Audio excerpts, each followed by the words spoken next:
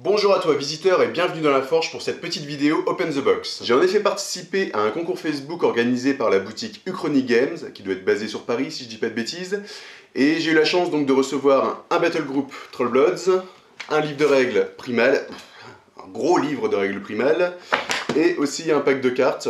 Vu que j'avais déjà pris les cartes Trollbloods, j'ai pris les cartes mercenaires. Je remercie par avance Uchronie Games pour avoir organisé ce concours, merci à eux parce que j'avais pas eu les moyens de me prendre le Battle Group Trollbloods, donc je pouvais pas avoir le nouveau Warcaster, le nouveau Warlock qu'on voit ici, qui s'appelle Ragnar Skysplitter si je dis pas de bêtises. Et donc ça m'a permis de le récupérer et d'avoir aussi un gros bouquin Horde, ça fait bien plaisir. Dans cette vidéo Open the Box, je risque d'être un petit peu critique envers Victoria Games, le distributeur du jeu en France. Alors ne prenez pas ces critiques contre Uchronie, ça me ferait vraiment chier parce que vu qu'eux ils ont envoyé, ils n'y sont absolument pour rien, ils n'ont fait que m'envoyer les lots que j'ai gagnés au concours, et donc je voudrais pas que ces quelques critiques ressurgissent sur eux, ils n'y sont pour rien. Pourquoi je serais critique? Parce que j'ai déjà ouvert mon Battle Group Khador, que j'avais acheté de mon côté, et il y a 2-3 choses dedans qui m'ont déplu, mais nous allons voir ça ensemble. Alors c'est parti pour l'ouverture de la boîte. Sur le devant, on peut voir les figurines présentes dedans, et derrière, en anglais, une présentation de la boîte. On peut y voir notamment présent 4 figurines, un livret de training tutorial guide, comme on pourrait dire ça, de guide de démarrage, une battle map, un guide d'introduction, un livret de règles Horde, une règle de 18 pouces, 4d6, 15 tokens de furie, 3 tokens de sort et une carte d'obstacle.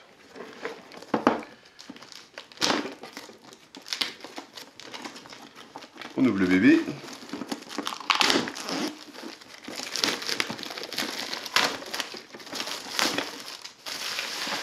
Hop là.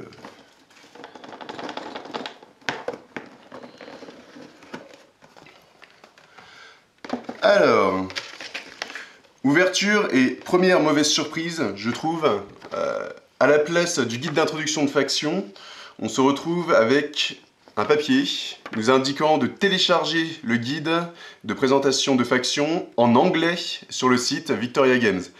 Alors quelques personnes ont été voir, apparemment en plus il est difficilement trouvable, voire pas trouvable, et je trouve ça un petit peu abusé, à la limite, quitte à ne pas traduire, laisser anglais, autant laisser le livret dans la boîte de base. Donc déjà on est amputé de ça dans la boîte, et c'est pas cool quoi. C'est la même chose pour la boîte Khador, ça m'a fait un peu grincer des dents.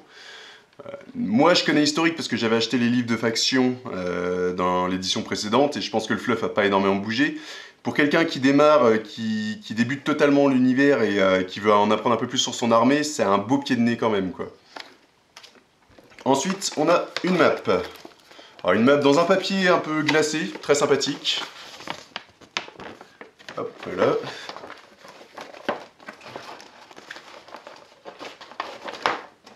Alors, il y a un côté libre, on va dire, sans rien d'autre, une petite forêt, un petit cratère. Et de l'autre côté,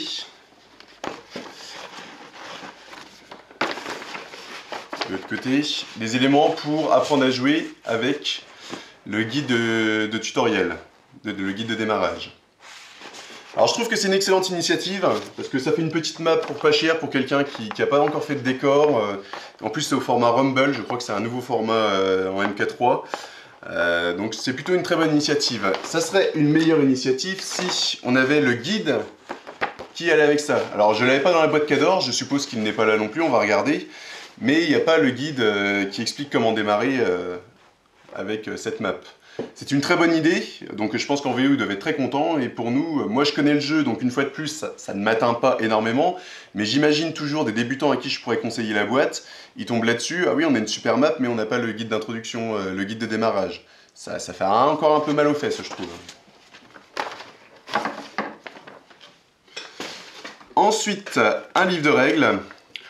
Alors, franchement, je sais pas ce qu'ils ont fumé, parce que vous pourrez aller voir, je vais peut-être mettre une petite vidéo là ou un petit lien vers les Open the Box anglais. Et les livres de règles sont dans le format classique. Voici le mini-livre de règles en MK2.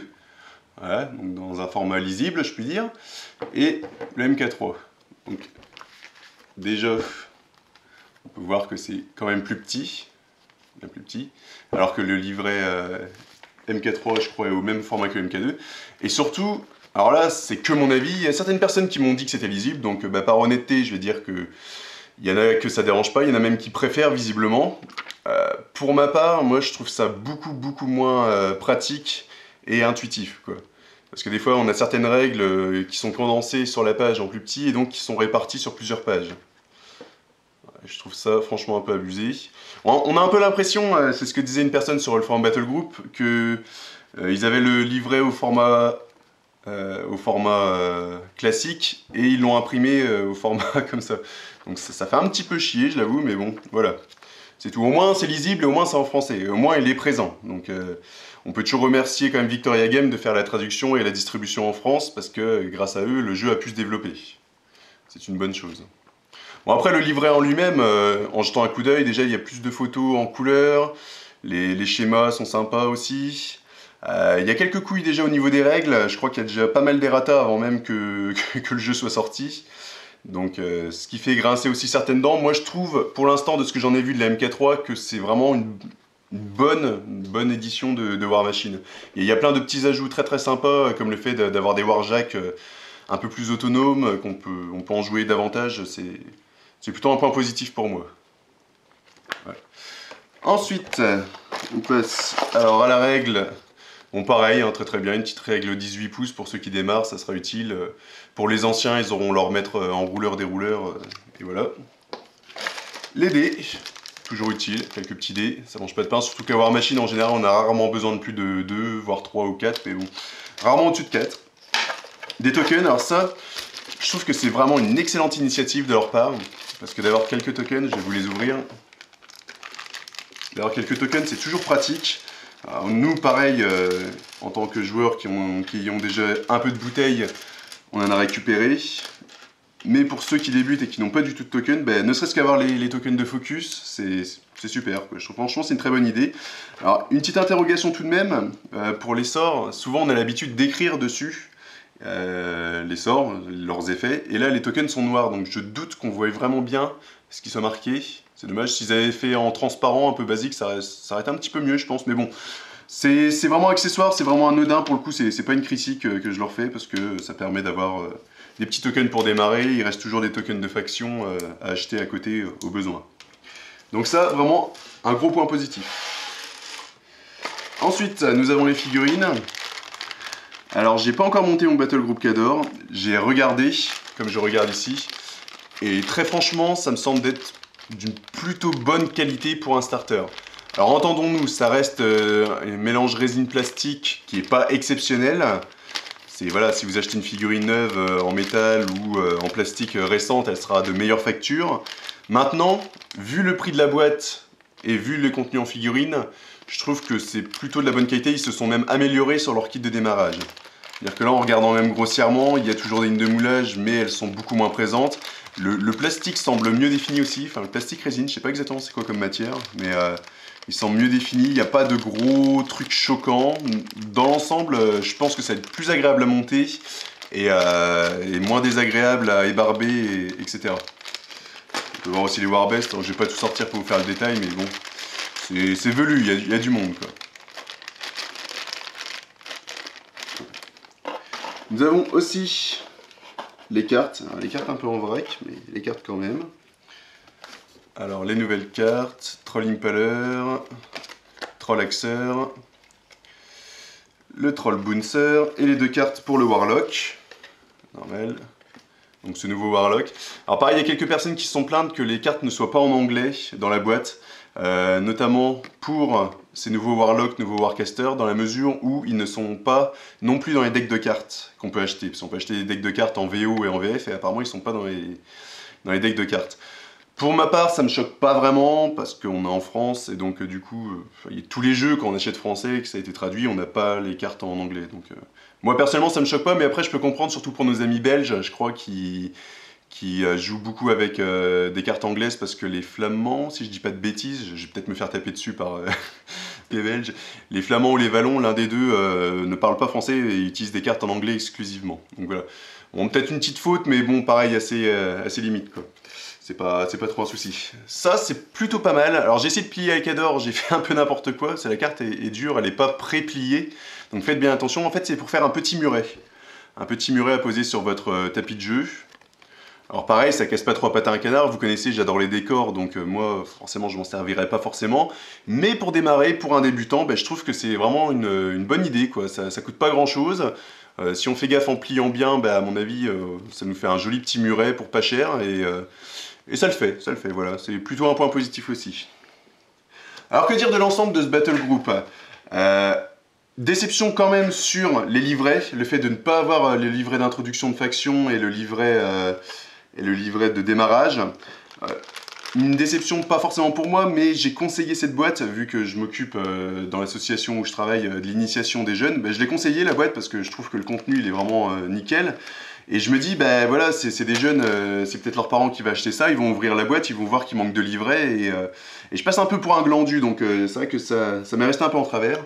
Une petite déception aussi sur le livret, qui franchement, comme je l'ai dit, bon là j'ai eu le gros grâce à Uchronie, grâce à leur concours, donc bon, voilà, mais le petit livret, je trouve que, je sais pas si c'est volontaire ou pas par rapport à cet ancien format, mais cet ancien format, pour moi, est beaucoup plus lisible, beaucoup plus ergonomique en partie. Après, ce n'est que mon avis. Il y a d'autres personnes qui vont peut-être préférer un livret en long comme ça.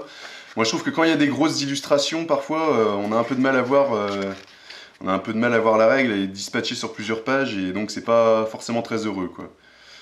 Après, ça reste du livret de bonne qualité. De ce que j'en sais, il y en a qui ont eu un livret au Lock and Load, qui était un gros tournoi organisé par Victoria Games, qui ont eu les boîtes en avant-première, et là pour le coup ils avaient vraiment des livrets qui n'étaient pas de bonne qualité. Le livret en lui-même là est de bonne qualité, hein. C'est-à-dire que c'est du papier glacé, c'est pas des agrafes, c'est bien collé, il n'y a pas de souci, hein. Ça a l'air d'être assez résistant, les pages sont agréables, mais c'est plutôt le sens dans lequel il a été imprimé qui me semble vraiment pas logique, surtout par rapport à ce qui se faisait avant, et par rapport aux boîtes VO, version originale donc en anglais, qui sont imprimées dans l'autre sens. Donc je pense qu'il y a une petite couille à ce niveau-là, et j'espère pouvoir récupérer un livret dans le bon sens, parce que ça me conviendrait davantage.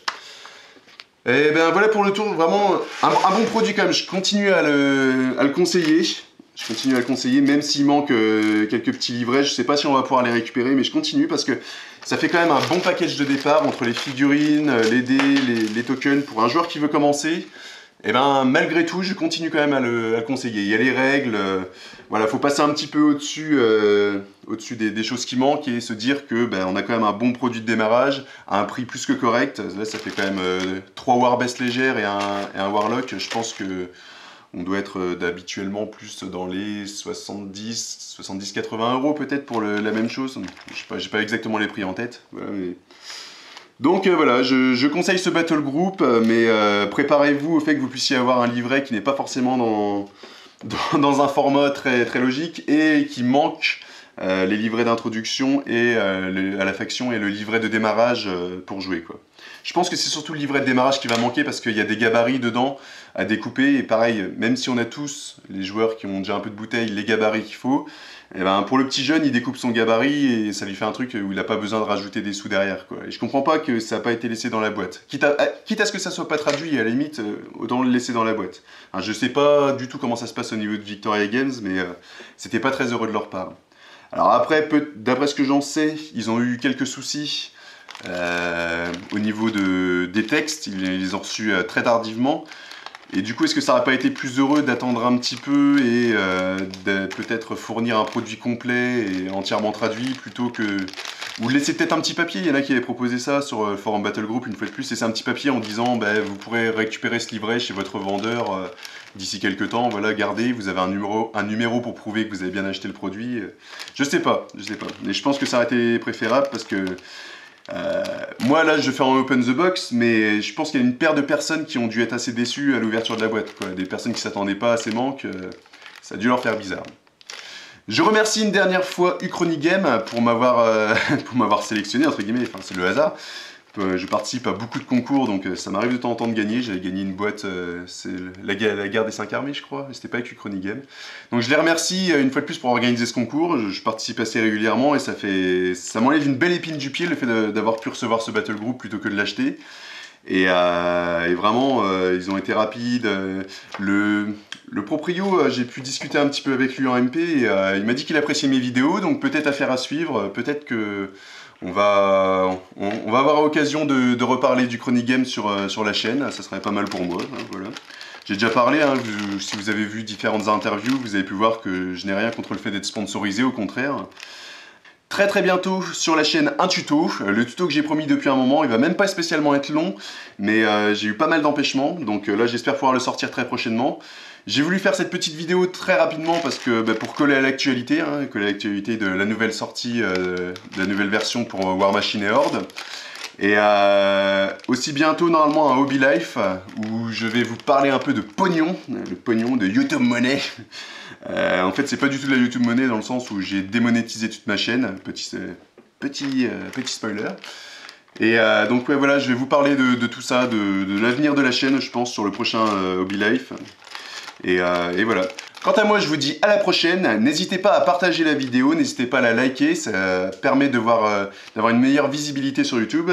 N'hésitez pas à commenter si jamais vous avez ouvert un battle group pour donner vos impressions, voir si je suis le seul à trouver qu'il y a eu quand même quelques couilles, ou si pour vous tout est parfait, tout est normal. N'hésitez pas à me le dire, la discussion est ouverte, de toute façon on a tous des sensibilités et des avis un peu différents je pense sur la chose. Donc exprimez-vous, allez-y. Et moi je vous dis à la prochaine donc pour un tuto. Ciao!